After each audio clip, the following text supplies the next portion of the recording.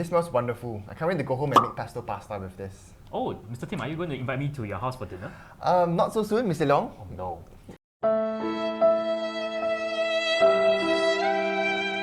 Not so soon. I hope that this basil is fresh. I heard that if it's not too fresh, it might contain some pesticides. Is it true? It probably does because I bought it from FairPrice. Oh no. Yeah, it's cheap. Do you know that pesticides actually contain halogenoarenes? You're going to inhale it, you know? Really? Hey, hello. It's carcinogenic. Oh my you gosh. You should be doing that. Okay. Now, Mr. Long, can you shed some light? What exactly is halogenoarene? So once again, like the name suggests, halogen bonded to an arene, which typically we talk about it as a benzene ring, right? So once again, the halogen must be directly attached to the benzene. There should not be any additional carbon in between them because that will not be known as a halogenoarene. Okay. So we're going to take a look at the reactivity of my halogenoarenes. Mr. Tim, would you like to bring us through it? Yeah. So guys, to explain the reactivity of halogenoarenes to you, I need to first explain the reactivity of halogenoalkanes, okay? And this is something that we saw, all right? Now, in halogenoalkanes, we saw that the R, or the carbon, attached to the halogen is electrophilic, right? So your nucleophile can attack that R group or that carbon and break that CX bond, okay? Now, Mr. Long, do you think I can say the same thing about the carbon attached directly to the halogen? Can I say that it's electrophilic? That's a good question. So you notice that this carbon that you've highlighted is part of a benzene ring. Okay. And we understood from benzene that a phenomenon known as resonance has occurred. That is where you start to see 6 delocalized pi electrons. And that's going to make our benzene ring a lot more electron-rich, right? And I think because of that, I'm going to call it a nucleophile instead. Right, so the carbon attached to the Cl is not that electrophilic as you think. So it's actually a nucleophile. And if a nucleophile tries to approach another nucleophile, you're going to get electrostatic repulsion.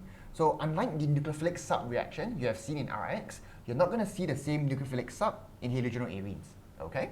Now, Mr. Leong, there's another reason that why halogenoarenes do not react. That's right. So now if I take a look at the halogenoarene, I first need you to understand that a chlorine that's from group 17 is going to have quite a bit of lone pairs going on over there, right? Okay. Can you remind me how many lone pairs does the Cl have over here? Well, it has 3 lone pairs. Right. Yep. So one of them is going to reside in the p orbital, and more importantly, this p orbital is going to be parallel and adjacent to that of the benzene. So let me just write that down here for you. Now, because these p orbitals are parallel and adjacent to the electron cloud from the benzene, Mr. Tim, can you tell me what's going to happen? Well, if the p orbitals are sideways and they're parallel, they're going to overlap. Right. And the moment they overlap, what happens to the electrons? The electrons get delocalized into the benzene ring, and it gives rise to some form of a partial double bond. Okay, right? So you're going to see that now this bond over here is going to get strengthened because of the fact that you're going to achieve this thing called a partial double bond character. Right? Now, because this bond is strengthened, the breakage of this bond will prove to be a bit more difficult. And as a result, if you want to try to substitute this chlorine away, it is not going to be so easy. And this is the second reason why, at the end of the day, halogenoarenes do not undergo nucleophilic sub. Exactly. Now, so for halogenoarenes, so because the benzene in the halogenoarene is nucleophilic, it has to react with electrophiles, so it cannot undergo a nucleophilic sub. It reacts via an electrophilic sub-reaction, and we've seen this in arenes, right? So now, we have 4 reactions here, 6.1 to 6.4. I'm just going to remind you of a few reactions here. Before we begin, remind yourself that the X here, it is saturated. So Mr. Leong, 2,4 or 3 directing? I think it's 2,4 directing. It is 2,4. So if you look at all the reactions here, you can look at how they are 2,4 directing, right? Now, not only that, the X is a halogen, so it's very electronegative. It sucks electrons away from the benzene ring. It deactivates the benzene ring, and now the benzene ring is less nucleophilic. Now, remind me again, Mr. Leong. So if it's less nucleophilic, are my conditions now harsher or less harsh? So we say that the benzene becomes deactivated. So definitely, in order for the reaction to happen, the conditions you need must be harsher. Yes. So we have all these, harsher conditions now. We have heating. We have above 55 degrees. Likewise. Okay. That's it. Now, Mr. Long, run us through 6.1, please. So I'll just use one of the 4 reactions to help me to summarize everything for you. So in the event for electrophilic sub, remember that the reaction only occurs on the benzene. The H is going to get replaced. The Cl still remains intact because they do not undergo nucleophilic sub. Now, the reason why is it electrophilic is because your benzene is a nucleophile, but in general, we actually need to employ the help of a FeX tree, which we call a Lewis acid, to help me to do something. Mr. Tim, can you remind me again what's the purpose? Oh no, Lewis acid, the La stands for lone pair acceptor. Yeah, so it's going to accept a lone pair from the halogen. It breaks that XX bond and release that X plus. Yes. So what is more important at the end of the day is to generate a stronger electrophile so that we can attack the weak nucleophile, and that is my benzene. Right. So that's the purpose of the Lewis acid over here. Right. Now, so I think nothing much that I want to talk about. So for 6.2 to 6.4, you can read it on your own. Once again, the reactions are exactly the same as that of benzene, right? Now, the last part over here that we're going to end off with is to tell me a distinguishing test between your halogenoalkanes as well as your aryl halides or your chlorobenzenes. Now, in this case, right, I'm going to give you 4 solutions, one of which is going to be a chlorobenzene. The other 3 are actually going to be my halogenoalkane. So one of them is chlorine, bromine, and the last one is iodine. So Mr. Tim, 4 solutions, they're colorless. Can you tell me how you want to distinguish them? Well, it's going to be tough because they're all colorless, right? But I'm going to play on this idea that Ar-X can undergo nucleophilic sub, but halogenoarenes cannot. Okay, so I'm going to force the Ar-X molecules to undergo a nucleophilic sub reaction with aqueous NaOH. So the first reaction that we have here, I'm going to take OH minus in nucleophile. It's going to attack once again that electrophilic carbon in your Ar-X, breaks off that CX bond, and it releases off the X minus. Now, this X minus, then there's no observation, what? Don't interrupt me, Mr. Leong. I'm not done yet. Don't interrupt me. Okay. So if you do the same thing for halogenoarenes, you won't see an X minus, right? But we can't stop there, like what Mr. Leong said. X minus is colorless, okay? So I'm going to be a bit smarter. I'm going to play with the idea that X minus, because it's colorless, I'm going to precipitate it out by using silver nitrate, okay? So I'm going to do a third step, or second step, excuse me. I'm going to add in silver nitrate, Ag+, and it's going to react with your X minus to form a precipitate. Now, if X is chlorine, you're going to get a white PPT, right? If X is Br, you're going to get cream PPT, and if X is I, you're going to get yellow PPT. But do you think we see a PPT for halogenoarenes, Mr. Liao? Unfortunately, no. I believe it's because they don't undergo nucleophilic sub, as you explained earlier, right? Exactly. So no halides released. Yes. Okay. So I think there's going to be a problem over here. So imagine this with me.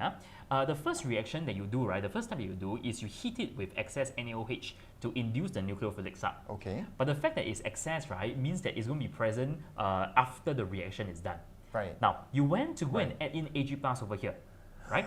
So what's going to happen is I'm going to tell you that the Ag+, being a cation ion, is going to react with OH- to give me a precipitate which is white color. Now this thing very quickly oxidizes to give me a black precipitate, and the black color is so intense, I believe it's going to interfere with all these mild colors over here. Oh no, yes. So can you tell me a way to combat that, Mr. Tin? Well, if I don't want an Ag+ to react with my OH-, then I need to find a way to get rid of this. Now we know from Sec 3 and Sec 4 that H+ reacts with OH-, so to remove that excess hydroxide ions, I'm going to add in an acid. And that's exactly why we add in dilute nitric acid in Step 2. All right, okay. That's great. So let me summarize this for you. So in general, you say that, okay, depending on what is the color of the precipitate, you'll be able to tell that it must be a halogenoalkane. And the color of the precipitate will tell me the identity of the halogen present in the halogenoalkane. Right. In the event that you don't get any precipitate, then we can safely conclude it must be a halogenoarene. Yes. Is that right? Exactly. Now, under this particular column over here, there's this additional observation, right? It tells me the speed of the reaction. The one with iodine is going to be the fastest. All the way down to chlorine is going to be the slowest. And of course, the person that is a chlorobenzene will definitely not get any precipitate. Oh, wow. So what is the reason why there is a difference in the speed?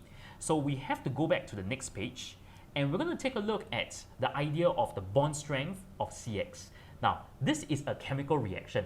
So in terms of bond breaking, we are not breaking the IMF, we are actually breaking the covalent bond. So Mr. Tim, can you remind me again, in terms of covalent bond strength, what is the first most important factor that affects this kind of bond strength? Well, we need to look at the size of the molecules. In other words, we have to look at the orbital overlap. The fatter the orbitals are, then the extent of the orbital overlap becomes poorer, becomes smaller, and the bond becomes weaker, right? Okay, Yeah. so to make it a bit more precise, Mr. Tim, I think not about the molecules, but about the atoms. Right. We say that if F is the smallest, the orbital overlap is going to be the best, and as a result, the bond strength is going to be the strongest.